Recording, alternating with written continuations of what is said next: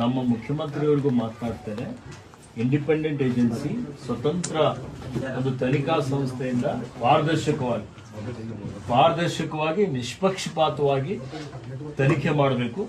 ತನಿಖೆಯಲ್ಲಿ ಯಾರು ತಪ್ಪಿತಸ್ಥರಿದ್ದಾರೆ ಅವ್ರ ಮೇಲೆ ಕ್ರಮ ತೆಗೆದುಕೊಳ್ಬೇಕು ಅಂತ ಹೇಳಿ ನಾನು ಸನ್ಮಾನ್ಯ ಮುಖ್ಯಮಂತ್ರಿಯವರಿಗೂ ಈಗಾಗಲೇ ಹೇಳಿದ್ದೀನಿ. ಆಯ್ತಾ? ಇವತ್ತು ಸರ್ಕಾರ ನಿಮ್ಮ ಜೊತೆಲಿದೆ.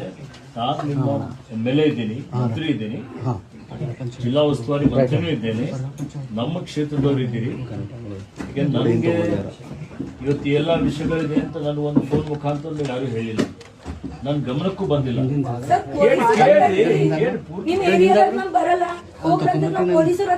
ಪೊಲೀಸರು ತಪ್ಪಿದೆ, ಅದು ನಿರ್ಲಕ್ಷ್ಯ ಮಾಡಿದ್ದು ಅವ್ರದ್ದು ತಪ್ಪಿದೆ. ಈಗಾಗಲೇ ಇಬ್ಬರಿಗೆ ಸಸ್ಪೆಂಡ್ ಮಾಡಿ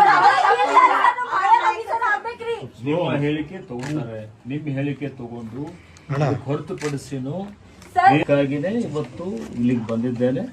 100ಕ್ಕೆ 100% ನಿಮ್ಮ ಪರಿವಾರಕ್ಕೆ ಮತ್ತೆ ಸಚಿನ್ಗೆ ನ್ಯಾಯ ಕೊಡಿಸುವಂತ ಕೆಲಸ ನಾವು ಮಾಡ್ತೀವಿ. ನೀವು ವಿಶ್ವಾಸ ಇದ್ದೀವಿ, ಅರ್ಥ ಆಯ್ತಾ?